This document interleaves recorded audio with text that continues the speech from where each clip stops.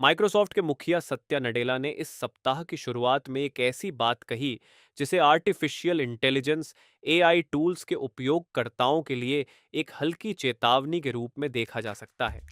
एक व्यक्तिगत उपयोगकर्ता के रूप में या किसी संगठन के हिस्से के रूप में आपको वास्तव में इस बात की परवाह क्यों करनी चाहिए कि आप अपने एआई कंपेनियन को क्या इनपुट या डेटा दे रहे हैं। यहाँ मिस्टर नडेला का एक दिलचस्प नजरिया दिया गया है।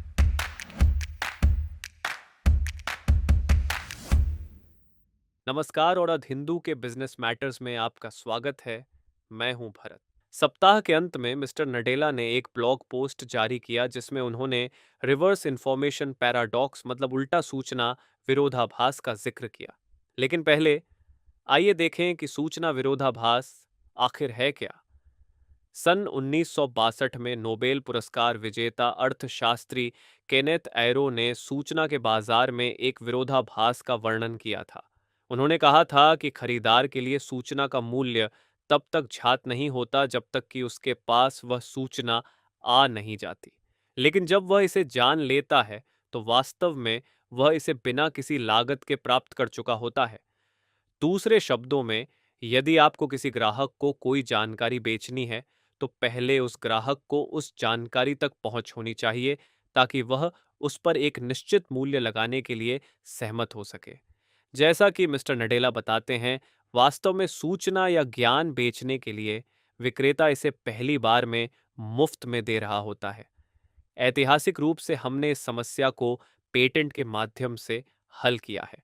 अब जरा पिछली बार के बारे में सोचें, जब आपने काम के दौरान किसी जनरेटिव एआई टूल का उपयोग किया था।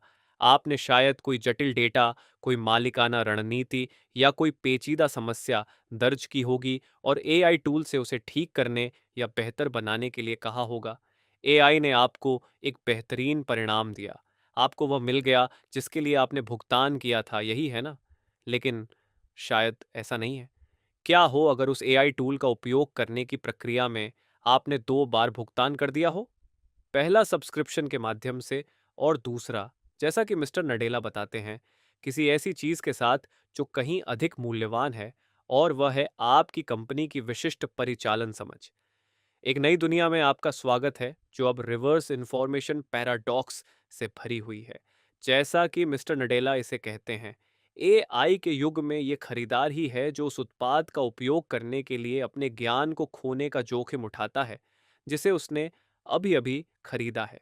इसके बारे में सोचिए, आप अपनी व्यावसायिक ज़रूरतों के लिए एक एंटरप्राइज एआई मॉडल से जितना बेहतर प्रदर्शन चाहते हैं, आपको उसे उतना ही अधिक विशिष्ट मालिकाना डेटा देना होगा।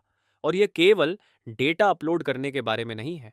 हर बार जब आपकी टीम एआई की किसी गलती को सुधारती है, किसी प्रॉम्प्ट को एडजस्ट करती है या किसी आउटपुट का मूल्यांकन करती है, तो वह बातचीत एक ऐसी चीज बनाती है जिसे विशेषज्ञ इंटेलिजेंस एग्जॉस्ट कहते हैं।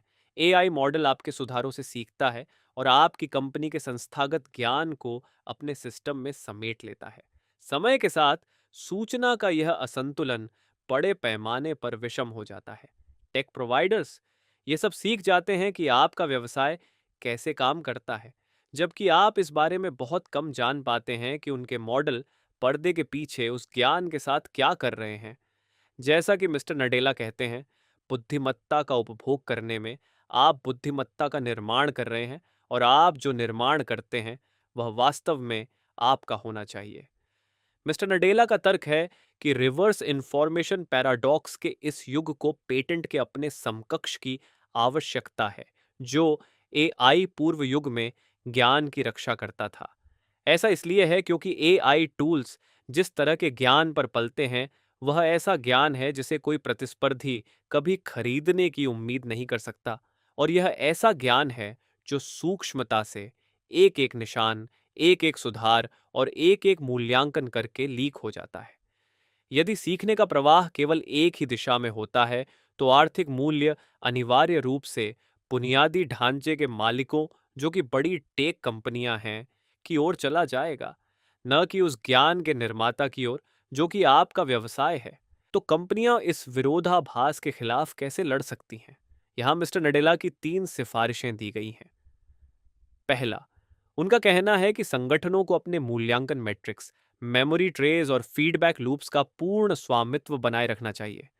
कंपनियों को अपने सिस्टम को फाइन ट्यून करने के लिए इन एआई मॉडलों के आउटपुट का उपयोग करने का स्पष्ट अधिकार अपने पास रखना चाहिए। दूसरा, उनका कहना है कि अलग करें। अपनी एंटरप्राइज क्षमता को किसी एक एआई मॉडल से न बांधें। खुद से पूछने वाला सवाल यह है कि यदि आपका वर्तमान मॉडल प्रदाता कल गायब हो जाता है, तो क्या आपका संस्थागत ज्ञान आपके पास रहेगा या वह भी गायब हो जाएगा? अपने टूल्स को अंतर्निहित मॉडलों से अलग करके आप विकल्प बनाए रखते हैं, कंप्यूटिंग लागत को कम करते हैं और अपने मुख्य लाभ की रक्षा करते हैं। तीसरा, उनका कहना है कि कंपाउंड लूप बनाएं। क्लाउड युग में कंपनियों ने डेटा एकत्र करके प्रतिस्पर्धा की थी। एआई युग में कंपनियां लर्निंग को एकत्रित करके की प्रतिस्पर्धा करेंगी। निजी शिक्षण वातावरण बनाकर आपके एआई निवेश कंपनी की दीवारों के भीतर ही बढ़ते रहेंगे, जबकि वह सीख पूरी तरह से आपकी बनी रहेगी। इससे पहले कि हम समाप्त करें, एक और चीज है जिस पर मैं आपका ध्यान आकर्षित करना चाहता हूं। हाल ही में क्या आपने कभी यह महसूस किया कि आपका एआई टूल जो आउटपुट दे रहा है, उसकी गुणवत्ता खराब होती जा रही है? यदि आपने ऐसा महसूस किया, तो यह आश्चर्यजनक नहीं है। इसकी वजह यहाँ है। साल 2023 में सिद्धकर्ज of recursion, training on generated data makes models forget शीर्षक से एक पेपर आया था। इस पेपर में पूछा गया है, क्या होगा जब बड़े भाषा मॉडल एएलएलएम्स ऑनलाइन मिलने वाली अधिकांश भाषा में अपना योगदान देने लगेंगे? शोधकर्ताओं ने पाया कि प्रशिक्षण में एआई मॉडल द्वारा जनरेट की गई सामग्री का उपयोग करने से परिणामी मॉडलों में अपरिवर्तनीय दोष आते हैं, जहां मूल सामग्री वितरण के छोर गायब हो जाते हैं। इसे उन्होंने मॉडल कोलैप्स कहा, और यह हमें क्विज के उस सवाल पर लाता है जो हमारे पास इस सप्ताह आपके लिए है। प्रश्न है कि साल 2026 की सॉवरेन एआई रेस से बहुत पहले इंफॉर्मेशन पैराडॉक्स शब्द भौतिकी से संबंधित था। कौन सी खगोलीय घटना इसके भीतर प्रवेश करने वाले सभी डेटा को कथित रूप से नष्ट करने के लिए प्रसिद्ध है? इसका उत्तर अगले सप्ताह देखिएगा।